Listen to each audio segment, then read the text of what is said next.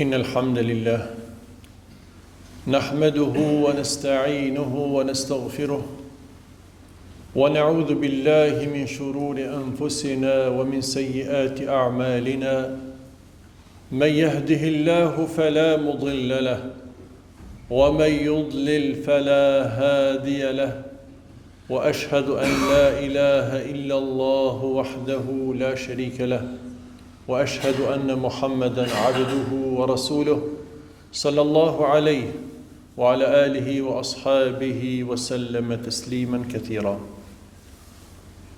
Të gjitha falënderimet takojnë Allah subhanahu wa ta'ala, dëshmoj se vetëm ai meriton të adhurohet, dhe dëshmoj se Muhamedi është rob dhe i dërguari i Allahut.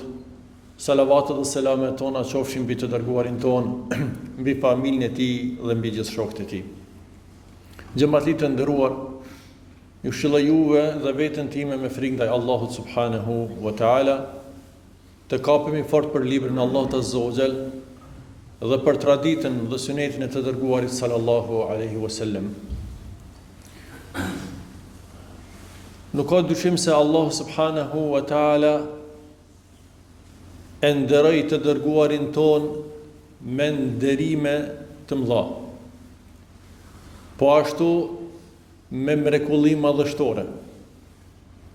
I dha atij librin më të mirë, i dha ligjin dhe veçoi me ligjin më të përsosur, dhe po ashtu e veçoi me ngjarje të rralla dhe të mëdha. E në mesin e këtyre ngjarjeve është edhe udhëtimi i Isras dhe Mirajit. Ky udhëtim që ishte një sprovë e re për besimtarët, për besimin e tyre, për bindjen dhe sinqeritetin e tyre ndaj të dërguarit sallallahu alaihi wasallam. Mirë, po gjithashtu ishte një mundësi për të dërguarin sallallahu alaihi wasallam që nga afër të sheh madhështinë e fuqisë hyjnore dhe realitetin e botës së fshehtë. Allah subhanahu wa ta'ala thot në Kur'an, Bismillahirrahmanirrahim, Subhanalladhi asra bi'abdihi laylan min al-masjidil haram ila al-masjidil aqsa alladhi barakna hawlahu linuriyahu min ayatina. Thot Allahu azza wa jall, ne e bartëm robin ton, e mbartëm prej xhamisë së shenjtë, pra në Mekë, në Kabe, në xhamin e largët Palestinë, në xhamin el-Aqsa, të cilën ose rrethin e cilës e kemi bekuar, fjala për Palestinën, për Shamin, rreth xhamisë së shenjtë atje. Cili është ky qëllim ose një nga qëllimet? Linuriyahu min ayatina, që ati të shfaqim disa nga mrekullitë tona. Pra që ai të shet disa nga mrekullitë madhështore të Allah subhanahu wa ta'ala. Ky udhtim pa dyshim ishte një nder i veçantë për pejgamberin sallallahu alaihi wasallam. Të ngritet te Allahu azza wa jall në një vend ku nuk kishte arrit njeri para tij. Po ashtu është një mbështetje për pejgamberin alayhis salam, një lehtësim për sprovat që i ndodhen,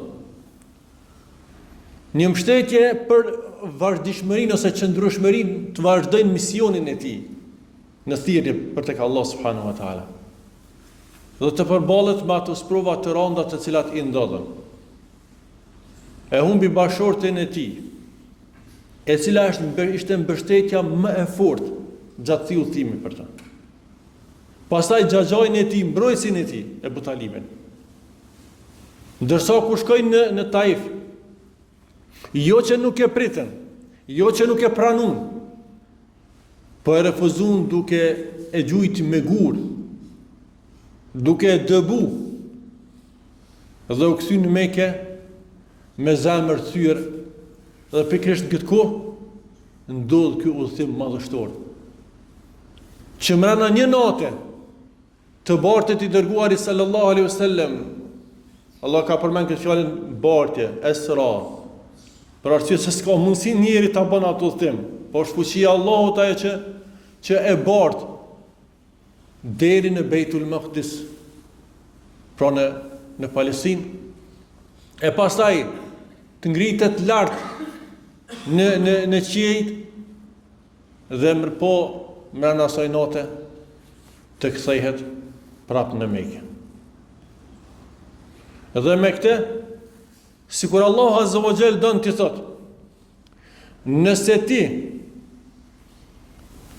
ti përndjeker nga banorët e tokës, je i mirëseardhur tek banorët e qiellit. Nëse nuk të pranojnë, nënçmojnë, të ofendojnë banorët e tokës, atëherë nderojnë dhe të respektojnë engjujt në përqej.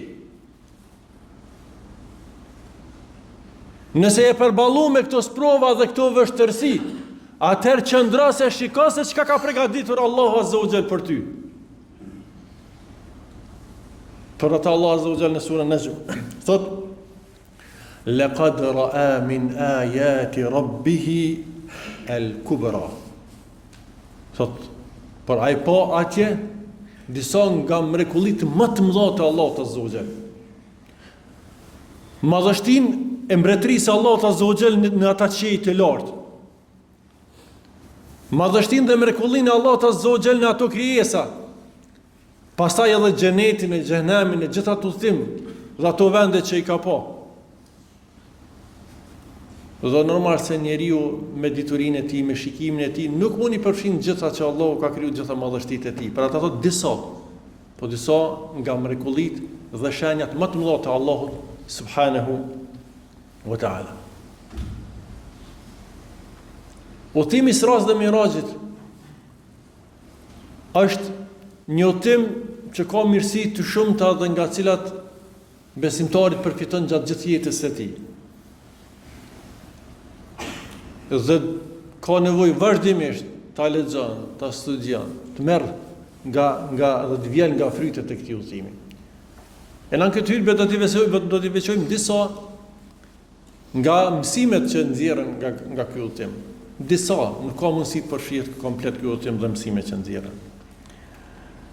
Mësimin e parë që do ta përmendim është natyrshmëria e thirrjes islame.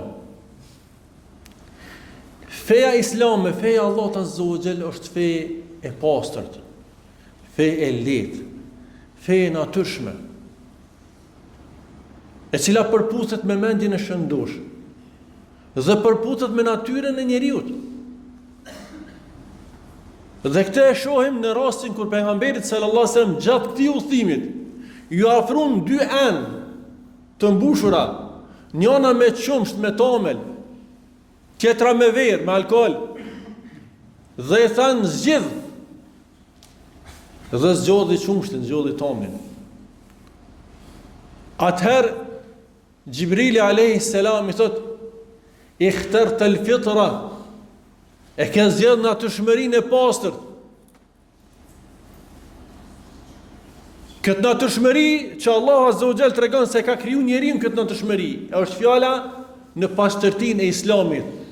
Dietarët thonë se qumshti simbolizon fenë islame, natyrshmërinë e pastërt dhe natyrshmërinë e të qëndruarit në rrugën e drejtë. Për arsye se qumshti është i pastërt, është i lehtë, është i mirë për të pi dhe ka edhe përfundim të mirë. Dhe në tonë nuk ka hise dora njeriut, pra nuk ka ndërhyn dora njeriut me ndryshu. Me një fjalë, qumshti është i natyrshëm. Përderisa vera, alkooli, është nëna e të këqijave, sjellësherra dhe pasoja në këtë botë dhe në botën tjetër. Dhe aty ka hyrë, ka ndryshu dora e njerit. Kështu që feja islame është ajo fe ku nuk ndërhyn dora e njeriut. Është feja e pastërt, e zbritur nga Allahu Azza wa Jall. Andaj, kjo është një prej mësimeve që mund t'i përmendim dhe t'i nxjerrim nga kjo pikë. Meqense kjo natyrshmëri mbuluhet, erësoret nga mohimi, nga idhujtaria, nga dyshimet, por në momentin që largohen këto shkaqe, njeriu i kthehet rrugës së vërtetë. I kthehet Zotit të vet, i kthehet mendjes së shëndosh dhe përmirësohet. Mësimi i dytë që mund ta përmendim është se mesazhi i Allahut është një për gjithë njerëzit. Feja e Allahut është një. Në këtë fe kanë thirrë gjithë pejgamberët. Të gjithë kanë thirrë të adhurohet Allahu një.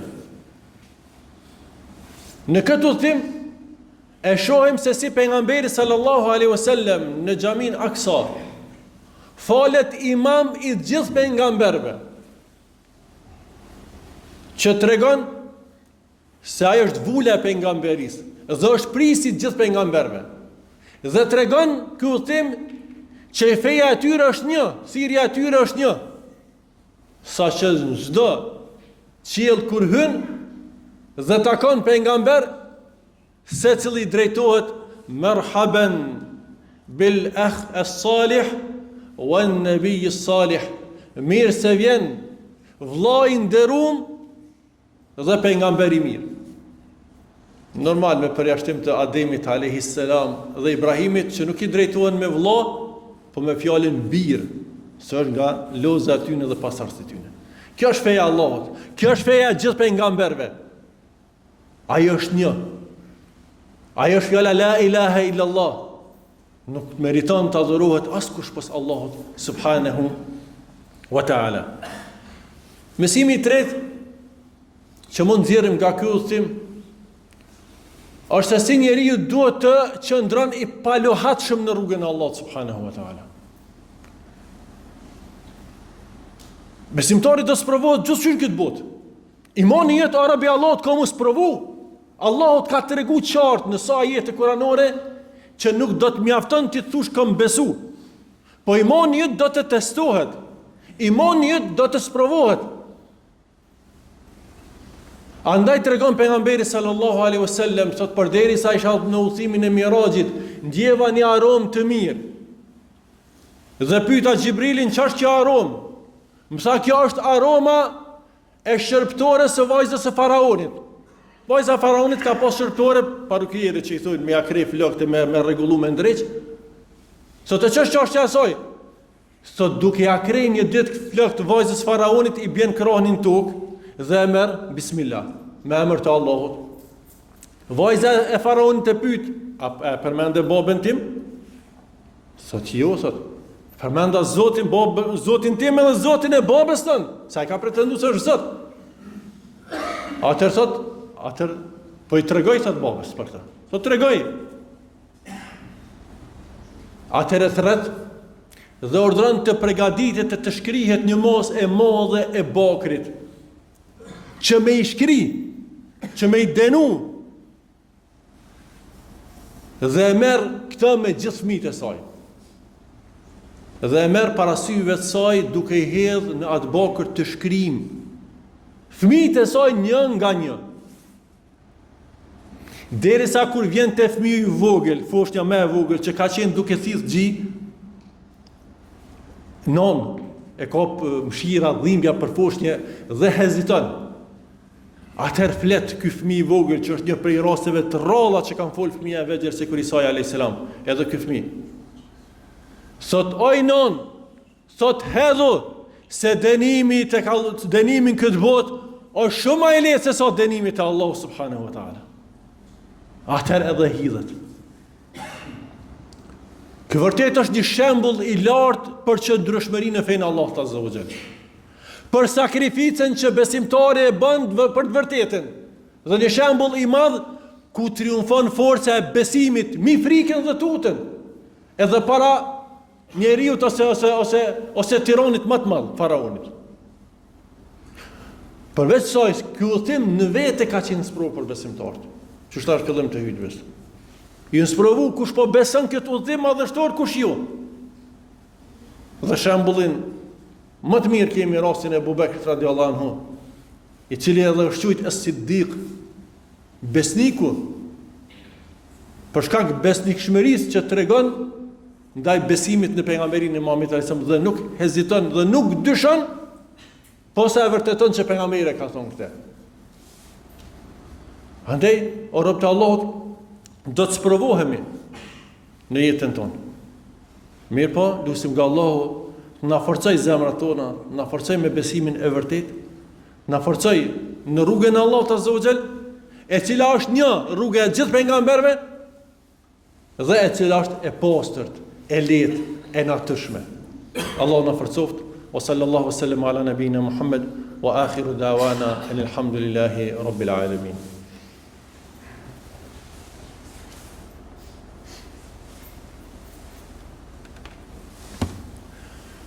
Bismillah, alhamdulillah, wassalatu wassalamu ala rasulillah.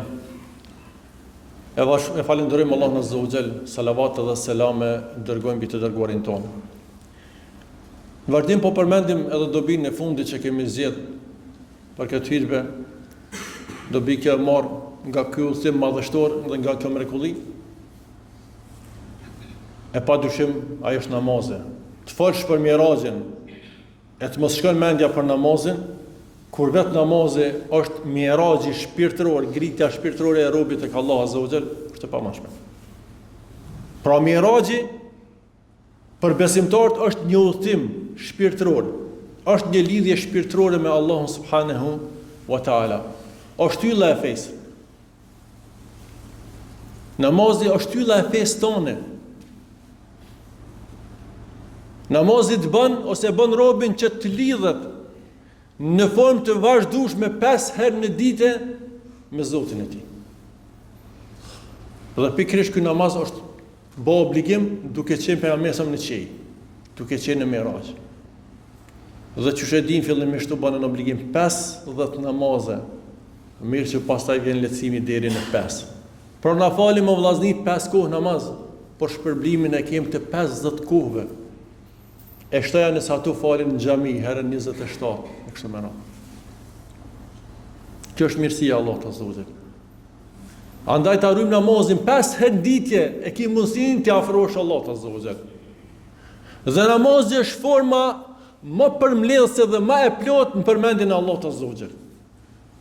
Çdo adhurim qëllimin final e ka me përkujtu Allahun, me përmend Allahun azza wa jall. E nuk ka formë më të mirë në përmendjen e Allahut dhe më të plot se sa namaz. Nuk ka. Dikush thotë unë jam musliman, unë bëj bismillah kur të ha bukë, unë nuk flaj pa bismillah, nuk kreton rregull.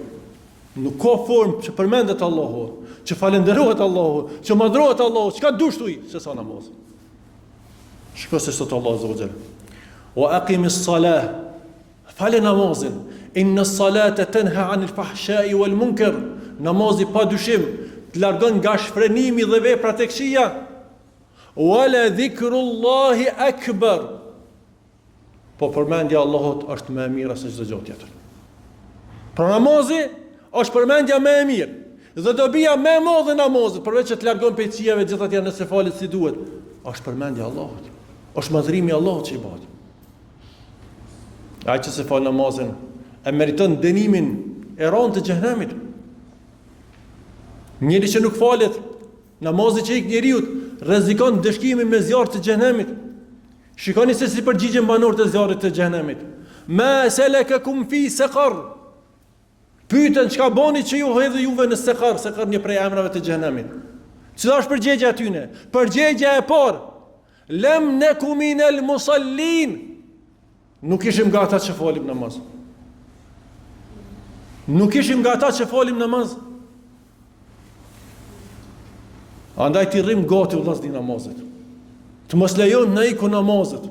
Janë të lehta, krejt feja është e lehtë, dhe namazi është i lehtë.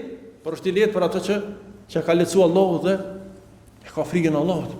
Dhe e ndihmon Allahu subhanahu wa taala. Kërkoni ndihmën e Allahut. Lutni Allahut që t'ja lehtësoj namazin.